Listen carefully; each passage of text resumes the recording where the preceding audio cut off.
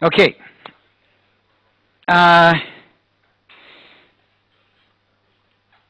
We have an exam coming up on Friday. I sent around an email today, and in that email I put all this information here, which I wrote up. Okay, the exam is in C1, which is the middle guy. You've got the coverage, which is really up to through to Chapter 6. Chapter 5 has got a lot of stuff in it that's got continuous strategy, some algebra, some equations, but which I don't want you to know. But I do want you to have a look at the sections 2 and 3 of Chapter 5 just to get your head around the idea of Nash equilibrium, which is what we're going to be discussing today and rounding out tomorrow. And the exam does cover the material that we'll cover today, but it's in, basically it's chapters, 2, 3, 4, and 6 with a little bit of 5, okay? So have a look there. Definitely look at the past exams, which in the email I sent today or in week 5, I've got a link for you to click, and that is the best way to study for the exam, okay? I mean, essentially when I'm setting the course and the exam, I'm trying to make the course kind of interesting so you learn some stuff, but we have to do some assessment as well, and I reward people who do the previous exam questions. So you'll find this exam has about 50% multi-choice, a couple of short problems, and that one pre-assigned question, which I've already told you about several times, which is on all of the past midterms. Okay, so if, that's an easy 20 marks. Or go for it right at the beginning. Okay, so that's the exam. I just want to remind you of that. And then today, we've got a number of things to kind of get through. I want to go through this, what are called coordination games. We started at the end of the last class on a little payoff matrix, which I didn't explain very well. We just kind of looked at it and then try to analyze it quickly. But this morning we're going to play a little game for money and chocolate bars. And then after that we're going to look at what are called some stylized 2x2 coordination games. Now, I'm not going to spend a lot of time on that in class. The text does a really nice job of explaining that material in Chapter 4. Okay, and there are a number of these little 2x2 games which you want to fix in your head. What's the chicken game all about? What's the assurance game? What's the Battle of the Sexes? What's the stag hunt? What are these games? What's the pure coordination game? Just to get an idea of what they are, because we'll build them into the more complicated analysis that we use.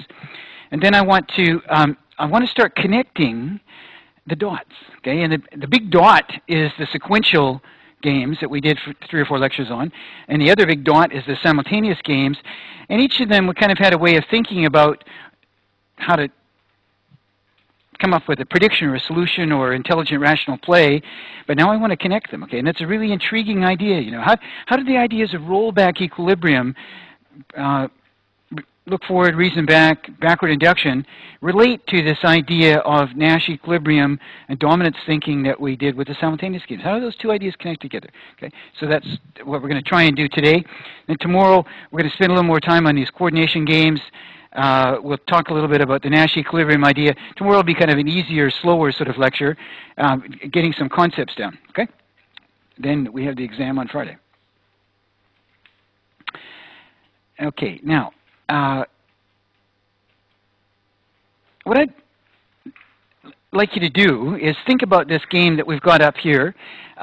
It's a 2-player game, and it's called the minimum effort game because the basic idea is to think about companies, teams that work together, but you're kind of working independently, okay? And that's the idea of simultaneous. You can't really see what the other person's doing, but at the end of the day, you have this kind of output that comes out from your work together, and it could be large, it could be small, because it depends on how well you're coordinated together. Okay? And so in this game, what we have is, if you look at the P-dip structure, who are the players? Well, there's 2 of them, red and blue. What can they do? Each of them can choose an effort level. And the effort level for the red player is 0, 1, 2, 3, or 4, and for the blue player is 4, 3, 2, 1, or 0, okay? So that's what the red player and blue player can do. And what do they know? What's their information? Well, they know how they're paid, okay? They know how each of them are paid according to this little formula. And this formula basically says you got a salary of nothing, But if you put in a bit of effort and you coordinate your two effort levels, then you can get some money back, and the money comes in these payoff tables here. Okay, this is going to be money, or eventually we'll play today for some chocolate bars. So, for example, okay, supposing the red player chooses one effort level. Okay, so you're sitting there, the red player. What if I just put in one effort? What's going to happen? Okay, well, what's going to happen is your payoff will depend upon what the other guy does. If he puts in 4, okay, then essentially you're only going to get 1 back because the payoff comes from the minimum effort. It doesn't matter he puts in extra because you only put in 1, okay? And so, and his payoff is going to be -2, but we're just a red player looking at the red player's playoffs. And as we go across here, these are the pattern of payoffs. And you notice as we go across, red's isn't changing. Red's going to get 1 right out here until, oh, wait a second. What if I put in 1 level of effort, the blue player puts in none, then the minimum is none. We're not getting back any payoff, and I've lost $1 according to this little payoff function here, so I'm out -1. Okay. On the other hand, if I was to put in 3, and blue player was to put in 4, then I get 3 back. If he puts in 3 matches mine, I get 3 back. But if he only puts in 2, and I'm putting in 3, I get 1. And if he puts in 1, I get -1. And if he puts in none, I get -3. Okay, and why is that? Because the output here depends on the effort levels of the lowest effort levels. And if there's someone who's not putting in anything, and other people are putting in something, then we're not getting any joint output, we're not getting any payment, but the people who put in the high effort levels have a cost. Okay. Now what I'd like you to do is just, let's imagine, okay, over here we've got, what did I put up, blue players? You guys got blue cards over here? You're red, okay. But we're not playing for chocolate bars yet, okay. So I've sort of seeded for some chocolate bars later on, but at the moment I want you to think red players on this side, blue players on that side, and you guys in the middle, a little schizophrenic, you don't know what color, you're purple or something like that, okay. And think about what coins you have in your pocket right now, and imagine playing this game. If I pick one person at random over here, and one person at random over there, you've never met them, you don't know who they are, you're never going to see them again, but this is your money.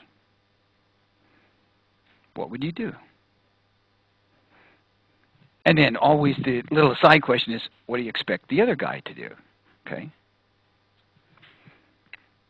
So just take a moment and jot something down.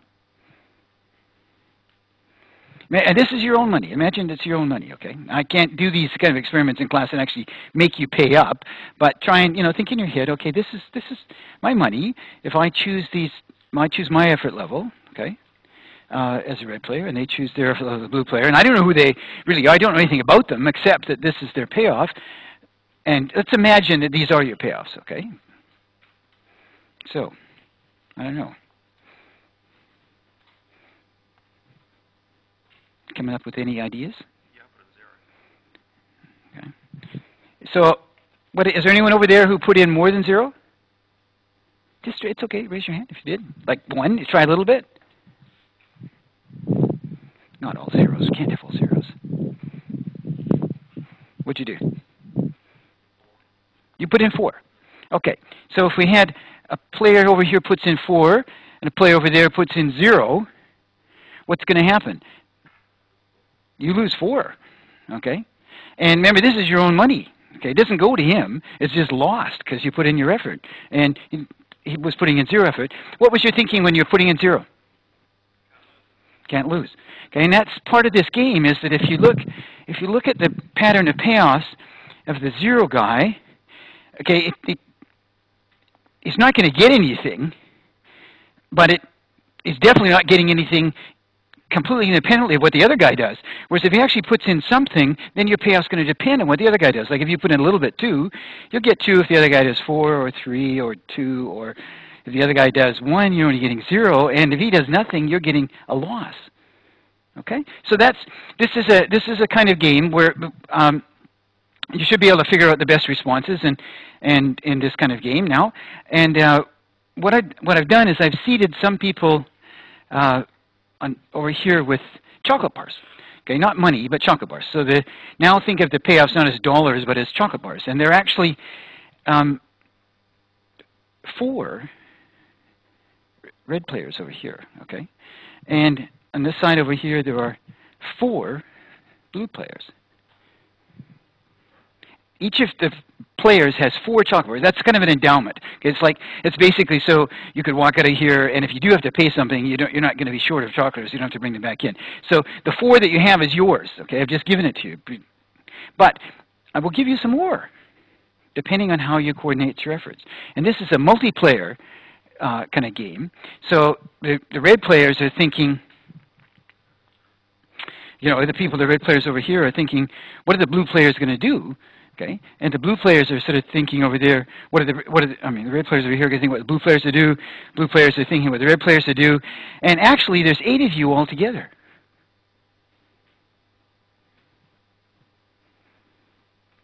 So what I'd like you to do is mark down as a player what you're going to do in this game. And we'll see what the payoffs will be. Okay, and if anybody's sitting next to them with a little card, I want you to write it down on your card so it's all nice and kind of verifiable, okay? What you're going to do. So you're playing kind of against everybody else.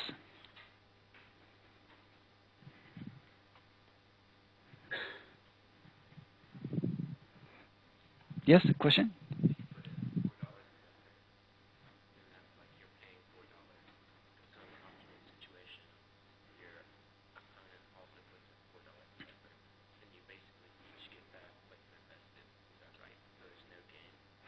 Okay, the question was, if you put in 4, and the other guy puts in 4, your payoff is you're going to lose because you put in your effort, but you're going to get a payoff, and so there's no net gain. That was your question, right?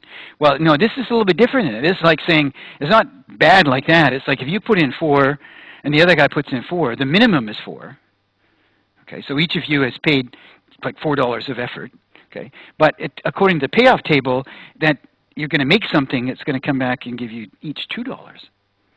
Okay, so it's like for every unit of effort, as long as the other guy matches your effort, you're going to get a net $1 increase. So that 4 up in the top left, that 4 and 4 is what you would both get. It's a profit. It's a positive 4. Okay, it's not. It's the output minus the little formulas are in the bottom. It's the output minus the effort, and you come up with 4 and 4. Like, for example, who's got some, where did I give a chocolate bar thing here? You guys have got, they have 4 chocolate bars, okay? And for each unit of effort, they're going to have to pay 4 chocolate bars. But if all of the other people in the class match their 4, then they will get an additional 4. Got that idea? But if all of the other people in the class, if they're looking at all the other players in this game, and one of them puts in 0, you only need 1, then they will lose their 4 chocolate bars. They get minus 4. Okay, is it that idea? Yeah, good question. Good question. Okay, so let's imagine we're playing this game, and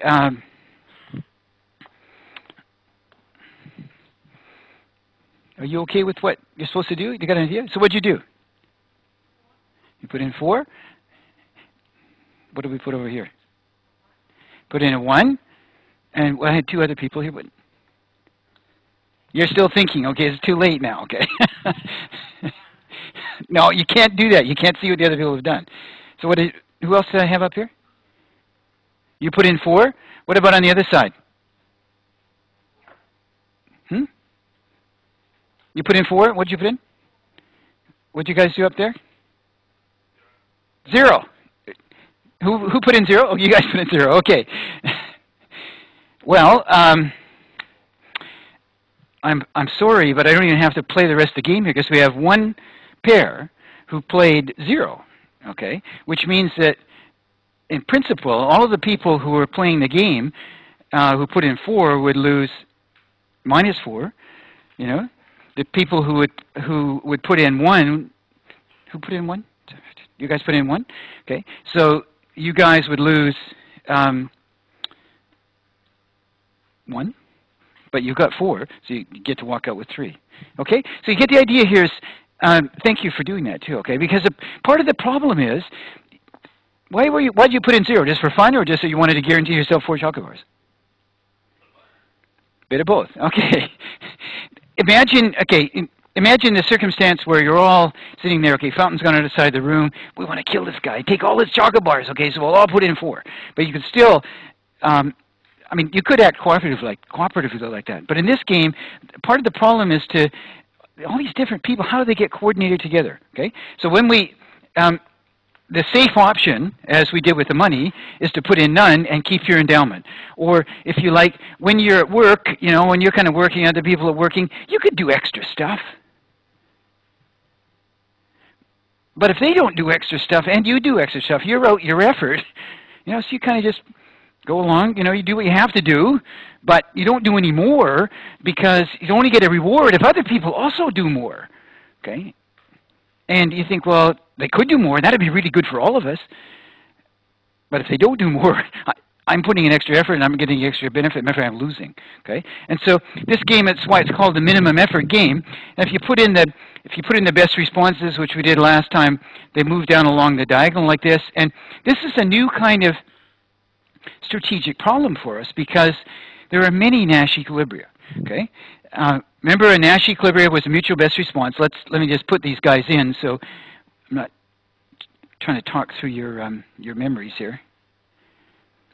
Okay, so I mean, again, you should be able to march through and say, oh, 4 is the highest number in that column, 3 is the highest number in that column, red 2 is the highest number in that column, blah blah blah, and then going across the rows for the blues, and you think, oh, there's lots of mutual best responses, or there's lots of Nash equilibria. Now, the first game that we had, when we were looking at the Nash equilibrium idea, we had 1. And this time we've got many of them. And part of the problem is here that which Nash equilibrium are you going to focus in on, okay? This one up over here where everybody gets a good payoff, or this one down here where not too many people get good payoffs. And that's called a coordination problem.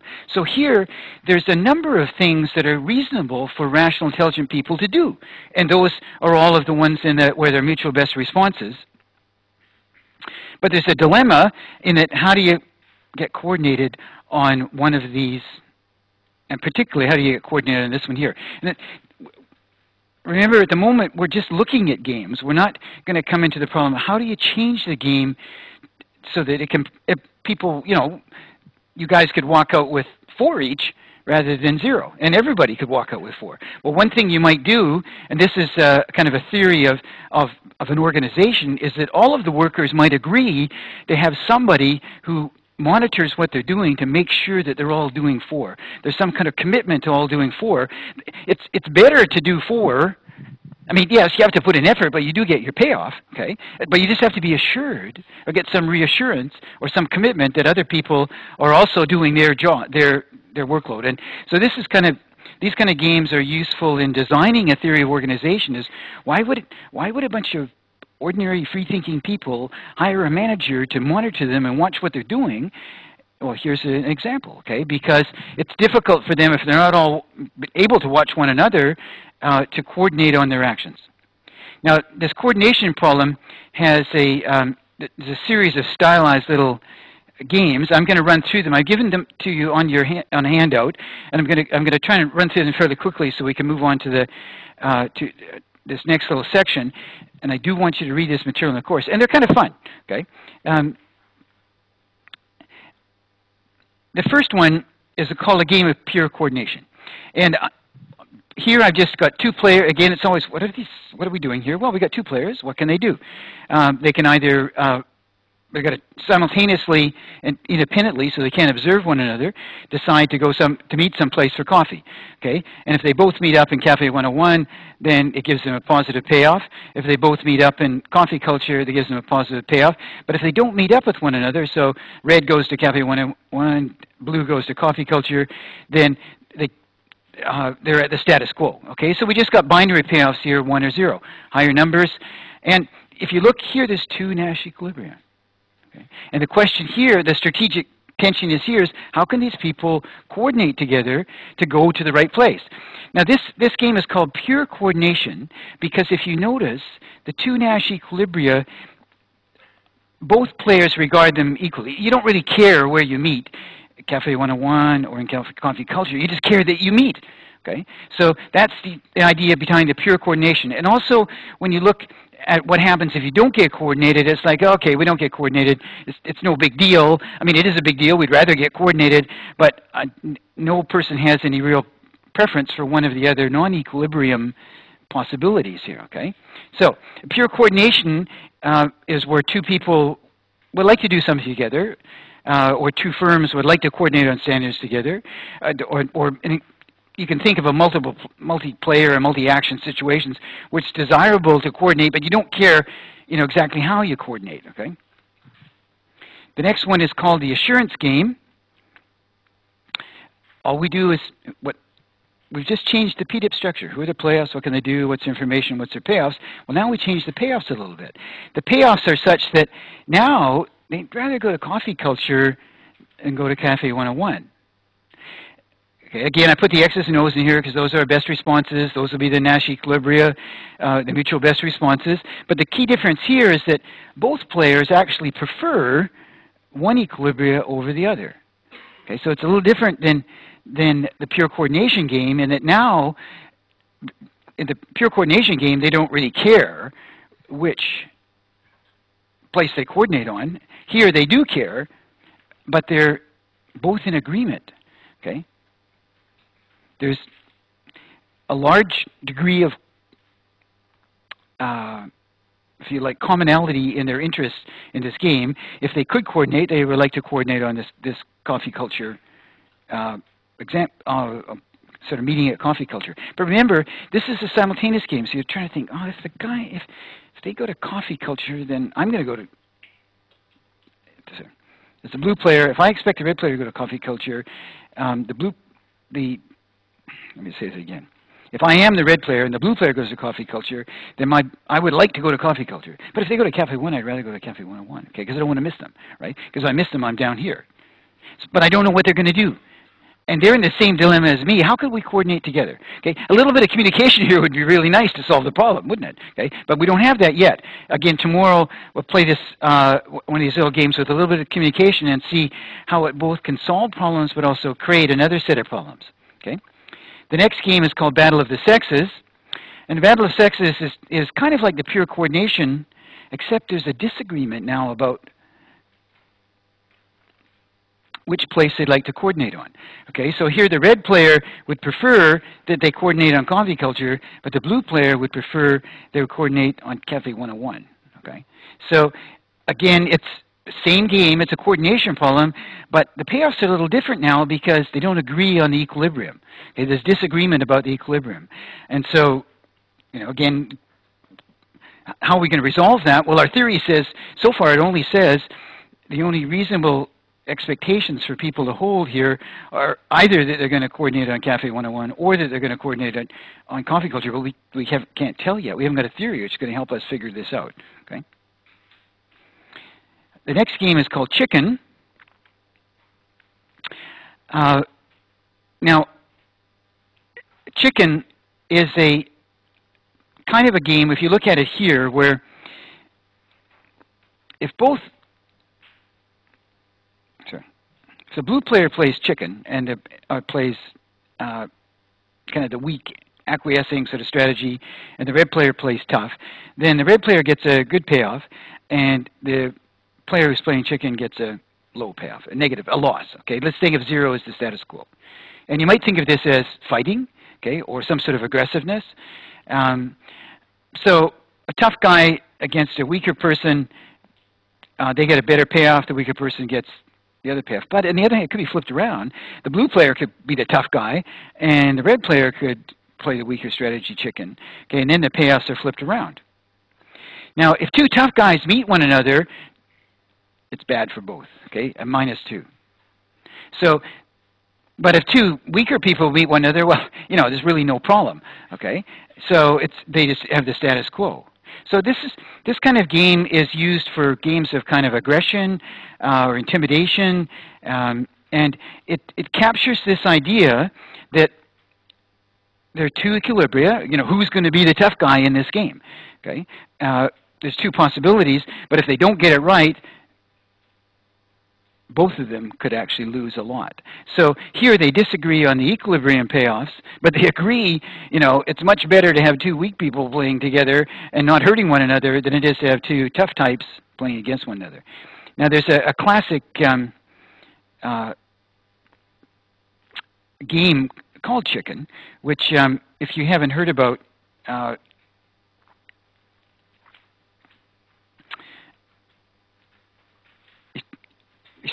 there's a famous movie with James Dean in it, and there's lots of other movies where they have these two people kind of driving towards one another, and one's got to evade the other person. Otherwise, they crash, and they're both dead. Okay, so this is a little excerpt from the movie called Doom 2, which has this chicken game in it, and I think you'll enjoy it. It's kind of cheesy, as are all Bollywood movies, but this is really fun. If you haven't seen this movie and you've got a weekend, not this weekend, certainly not Friday night, get it out and from Alice's or someplace and watch it. It's an excellent Bollywood movie. So here we go.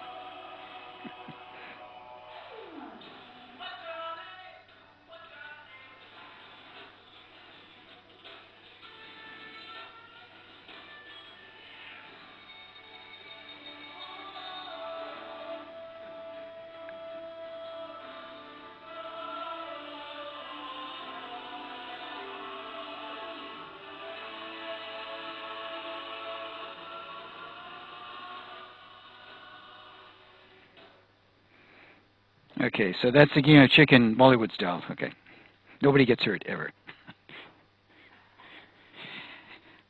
Okay, so we have one more little game called the Stag Hunt game, which isn't in the text. This is a game that comes out of political science, and from Jean-Jacques Rousseau, who sort of described the game as a problem of coordination. The idea is there's several hunters here. We've got two. They can either both work together to try to trap a stag and get payoffs of 2 each, or they can each kind of go off and hunt a rabbit while the other guy's hunting a stag. Okay, in that case, the guy, you're going to guarantee yourself a rabbit, but the other guy will get nothing from the stag. Okay, so this turns out, if you look at the payoffs, the red player can guarantee themselves 1. It'd be nice to get the 2, but if I just do my own thing, I can get 1. Same with the blue player. If I go after the rabbit, I can get 1. It's safe, okay? Because I'm not really sure what the other guy's going to do, whether he's going to go after the rabbit or not. It'd be nice or whether he's going to go after the stag. I'd like to go after the stag. He'd like to go after the stag, but I don't know what he's going to do. Okay, so in this game here, there are 2 Nash equilibrium, that hare and hare and stag, but the prediction is much like the minimum effort kind of game that we had, that the safe thing for each player to do is just got to do your own thing. How are you going to get assurance the other guy is going to go after the stag? Okay, so that's the stag hunt game. There's a 3-player version of that, which we might look at tomorrow, but I don't want to spend time on this right now. Now there's another game which I forgot to put onto the handout. So have a look at the payoff matrix here. Don't think too hard about it because it's definitely in the text. This is the in the text. It's a game between 2 tennis players, and the idea is well here I've got kind of line-out throws. Okay, so the idea, there's 2 players, and one team has got a line-out, the other team has to defend, and you can either throw the ball short and defend short, or you can throw the ball long and defend long, or various possibilities in between. So the payout, so that's what you can do, and it's simultaneous in the sense that right up to the last minute, both the offensive team and the defensive team are trying to mask what they're doing, disguise what they're doing, okay? And not let the other person see. Because obviously, if you can tell they're going to throw long, you're going to defend long. Okay, so the sequential game isn't very interesting here if one player can't observe the other player. And part of the skill in a game is being deceptive about your strategies, okay? But so we modeled this as a simultaneous game, and what these numbers are their success percentages, okay? And what we've got here is, if you throw short, it's nice and fast. As a red player, you got a 50% chance of winning your throw, of getting the throw, and the blue player's got a 50% chance. But if you go long, then the chances are that the blue players are going to grab the throw rather than the red player. Okay. On the other hand, if you throw long and they go short, there's a 90% chance, you know, unless you got somebody who bumbles the ball, that you're going to actually get the ball. And similarly, over here, if you throw short and they go long, there's an 80% chance. Okay. So these numbers, if you notice, they all add up to 1. And if you plot them in this little payoff table down here, they all tend to lie on a straight line. It's not so much that they lie in a straight line or they add up to 1. We call it a zero-sum game or a constant-sum game. So it's a constant-sum game. You can change it into a zero-sum game by subtracting some numbers from it. But the idea is there's pure conflict in this game. Okay? If I move from this cell here, as a red player, if I improve, the other guy's getting worse off. If I get worse off, he gets better off. If I get better off, he gets worse off. Okay? If I go from here and get better off, the blue player gets worse off. I go along a diagonal. There's no room for cooperation in this game. There's no commonality in interest. It's a game of pure conflict. Okay, it's easy when there are numbers and they add up to the same number, a constant sum game or a zero sum game, to think of these situations. But they're wider than that. It's just there's nothing you can do. You know, everything you do that improves you hurts somebody else. Okay, so if we try to figure out the Nash equilibria here, there isn't one. Let's look at this. Well, if the blue player plays short, the best response of the red player is to play long. If the red player plays long, the best response of the blue player is to play short. If the blue player is to play long. If the blue player plays long, then the red player should play short. But if the red player plays short, the blue player should play long. Let me say that again. Sorry. If the red player plays short, the blue player should play short. Should match what he does. If the blue player plays short, this guy should go long. But if he goes long, I should go long. And if I go long, the red player should go short. And we just go round in circles, okay? And so that round in circles, it's important to recognize that. There isn't any Nash equilibria. There isn't any mutual best response. There isn't any sensible thing that a rational intention player could expect to happen in this game where, so what do we predict? Well, it turns out this is what we'll do at the beginning of next week. We won't get into this now. We're going to introduce an idea called mixed strategies, okay? And the mixed strategies will help us, if you like, solve this game. Okay, there's nothing, you know, you can't do anything for certain in this game. You can't just say, I'm going short, I'm going long, I mean, and expect the other players to do that, because if they do expect to do that, they'll always want to do something else. But it turns out what you can do is you can bring in an element of surprise, okay? Bring in an element of chance, and that's what we'll look at in the next, after the exam. Okay, now I want to change topics here for a second. If you remember back on the handout, we were looking at first the minimum effort game, then these stylized 2x2 games. Now I want to look at this idea of interconnecting the sequential and simultaneous games. Now this is always a little bit tough for students at first cut, okay?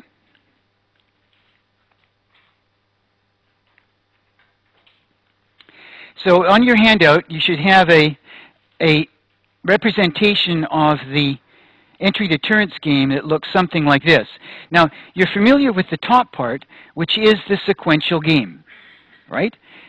These are the same payoff, same structure that we had in the beginning, a few lectures, the sequential game. But the sequential game also has strategies, right? Remember, the red player has a strategy, which is what can you do in all the circumstances you find yourself in? Well, I can either invest or not invest. The blue player has strategies. They have to decide what they're going to do at node B1 and what they're going to do at node B2. But we could take those strategies and write them down, okay? So let's write them down here. What I've done is I said, well, here's a blue player's strategy of always entering. So at node B1 they enter, and at node B2 they enter. This strategy here is, well, they enter at B1, and they don't enter at B2. This strategy here is the opposite. They don't enter at B1, and they do enter at B2. This strategy here is, I never enter. Okay, that is, don't enter at B1, don't enter at B2. So these strategies, now it's a sequential game. The strategy says, well, if the red player does this, I'll see them do that, then I'll do this. Okay, so the strategy just is like any other strategy. It has a bit of dynamics kind of built into it, but it is just a strategy, right? And we might think of matching up. What are the payoffs if the blue player plays one of their strategies against one of the red strategies? You got that idea? We're not changing the game. We're just saying, oh, the blue player's got a bunch of strategies, and they will depend on what the other guy does. But we'll write them all out, and we'll form a little payoff table. Now, I filled in the payoff table for you, but let's see how we go from here down to this simultaneous representation of the sequential game. And I'm trying to be careful saying that because we're not changing this game into a simultaneous game. We will. I mean, we want to see how to do that. And we can, change a game from a sequential game. We've seen how we could flip the order of the moves, but we can also turn it into a simultaneous game. But we're not turning it into a simultaneous game. We just want to look at it, think about it as a, well, this guy's got strategies. Blue along here. The red player's got his strategies. What if we thought of you choosing your strategies beforehand as each player in a simultaneous way? You couldn't tell what the other player's strategies were, you know. Okay, so what happens? Let's match up the strategy E and E with the red invest. Well, the strategy E and E is play E at node B1 and E at node B2. But if the red player invests, then essentially your payoff's going to be from here along there, 1 and 1. So I take this 1 and 1, and I plunk it down there. Okay. What about the strategy enter at B1, not enter at B2? Well, if I enter at B1 and I don't enter at B2 as a blue player, and I match that up against the strategy of the red player who invests, I'm getting 1 and 1 again. Okay, so that's why I put that 1 and 1 there. What about this third strategy? Well, it's not entering at B1 and entering at B2, but the red player is playing invest, so we're along this branch, and so I'm not entering here. I get 3 and 3. This number pops down here. Now notice the pattern, okay? 3 and 3, 1 and 1. It's basically these two numbers are the same because if you look at these two strategies, the difference between them is what they're doing at node B2. Remember, this strategy here is not enter at B1 and enter at B2. This strategy here is not enter at B1 and not enter at B2. So they're both not entering at B1, which is the relevant strategy. It's the relevant part of the strategy given that the red player is investing. So that's why these payoffs are 3 and 3. Okay? Again, keep crunching it through. What happens now if the red player doesn't invest? So the red player is moving down along this axis. The blue player can play any of these various strategies. What if he always enters? Well, if he always enters, he enters here and he enters here. But against the red player's not investing, we're tracing this out. We get the payoffs 2 and 4. Okay? What about this strategy? Well, here's the strategy of entering up here, not entering down there. It only matters what happens down here. So it's a not invest, a not enter. That's a 4 and a 2. We plunk that number down there. Why do we get 2 and 4 there? Well, because this is the strategy of not entering up here and entering here, played against the red player's not invest. So we get a not invest and enter. That's a 2 and 4. Okay, that's someone there, and so on we go. So this is the payoff table. Okay, now you want to try practicing that with some of the other little simple games we had. It's like, oh, okay, if I have a sequential game, I can write down the strategies for the, say it's a 2-player one and just a simple 2-move game. I can write down the strategies for the second player, make this little payoff matrix, and what do I come up with? Well, it looks like a simultaneous game, right? Here's the strategies of the blue player, the strategies of the red player. These are their payoffs. Well, so let's just put in our best responses. How do the best responses work? Well, just, okay, we can almost ignore the top part now for the moment, okay? What we have is, if the blue player always enters, plays that strategy, then the best strategy for the red player is to not invest, because 2 is better than 1. If the blue player plays this strategy, entering up here but not entering down there, then 4 is better than 1. 3 is better than 2. 4 is better than 3. So that's our pattern of knots, which are just marking the best responses, okay? What about for the blue player? Well, if the red player invests, what do we have? Well, 1, 1, 3, and 3. So we put little x's beside the 3 and the 3. Now the first thing is, the 3's are better than the 1's, so we're going to put x's beside them, but there are 2 x's. There are 2 best responses. That's okay. You know, we don't have to worry about the fact that there might be several things you could do which are good things to do, but we just want to highlight what they are, okay? So here's 2 strategies. This strategy here and that strategy there, strategy in column 3, the strategy in column 4, are both best responses by the blue player if the red player decides to invest. On the other hand, if the red player doesn't invest, then the best responses, the highest numbers are 4 and 4 rather than the 2 and 2. Put our little x's in there. So this column is the third column is the best response for the blue player against a red player's not invest. The first column is there. Okay, got it? You know, you can do the little mechanical things. Now comes the idea of Nash equilibrium. And notice in this game that we have 2 Nash equilibrium. We have 2 mutual best responses. We have 2 things that it seems like a rational, intelligent player ought to be able to expect other rational intelligent players to do. Now, we still haven't got a theory which helps us choose between these 2, but these are the Nash equilibria in the game, what we would expect. Now, there was just a little aside, there was a really interesting question at the end of the last class. A couple of students came up and asked, well, you know, we had this one Nash equilibrium, but there were other things people could have done which would have made them both better off. True. But why didn't they play those? Well, would rational, intelligent people expect those things that aren't Nash equilibrium to be played? No. And now, there's a really nice argument about that in written argument in Chapter 6. I put up a little video clip trying to go through the logic, but the Nash equilibrium is kind of an interesting idea, okay? And it works sort of, if something isn't a Nash equilibrium, then you wouldn't expect people to play it, okay? And that turns out because they won't be making best responses to what they expect other people to do. On the other hand, you get into this problem, there might be more than one Nash equilibrium. How do we interpret these guys? Well, let's go back to our rollback. When we did our rollback equilibrium, what we concluded was in a rollback equilibrium, the red player would invest, the blue player would not enter at B1, but they would enter if the other guy didn't invest.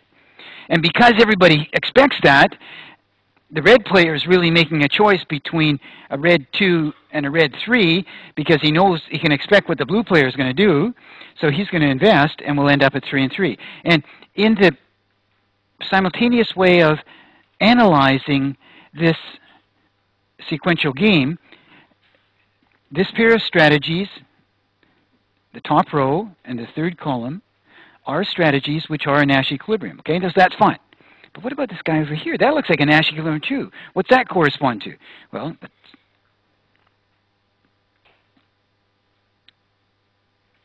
let me put that back in here. This equilibrium here corresponds to the, when you're thinking about it in the sequential game, is that the red player is not investing, the blue player is always entering. Okay, so that's this pair of strategies, and that leads to an outcome of 2 and 4. That's fine. But look at what happens in this little sub-game up here.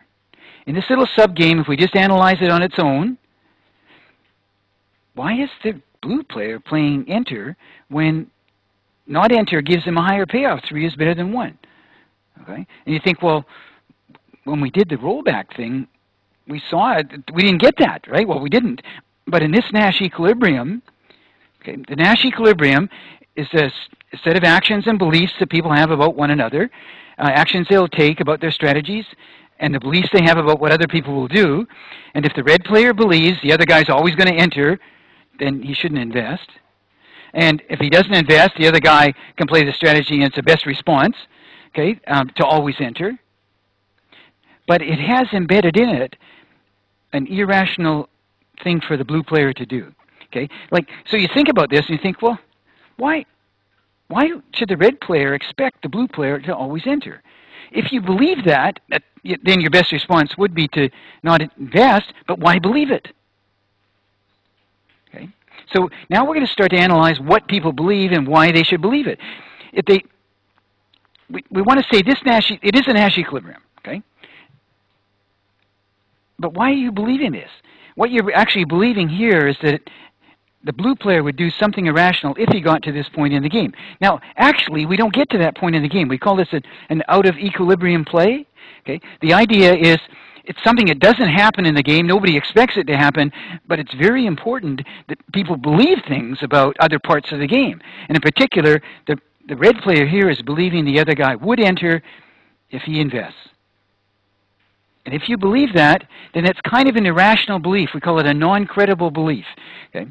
And there's a concept in the text which is called it's a subgame perfect equilibrium. It's a bunch of jargon. It's an SPE, but really what it is, it's just a Nash equilibrium.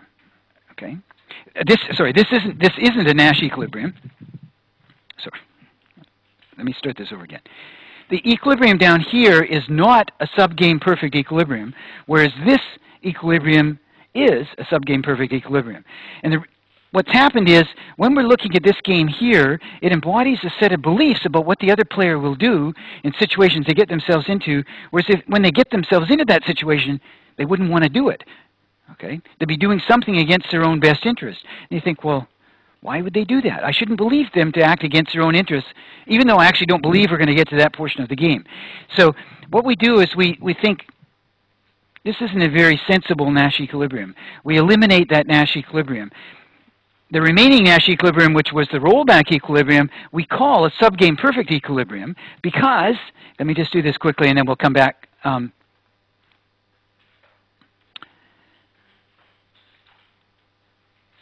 Whoops, I think I've wiped out my, yes. In this subgame here, the blue player is being expected to behave rationally. 4 is better than 2. Okay? So the difference between those two equilibrium is, those two Nash equilibrium, is what players will be believing about one another's, what they will do when they're not in equilibrium. One set of those beliefs we think, okay, that's an intelligent thing to believe because you expect the other guy to make best responses. On the other hand, one of them is not such a good thing to believe because you don't expect the other guy to do things against their own interests in that part of the game. So we can actually, now that we had two Nash equilibrium, we can think this isn't a very sensible Nash equilibrium. Okay, so we'll chat about a little bit of that tomorrow, try to explain the concept, but try to work through some of those earlier sequential games, represent them as simultaneous games, and analyze them and see if you can come up with more than one Nash equilibrium or not. Sometimes you can, sometimes you can't.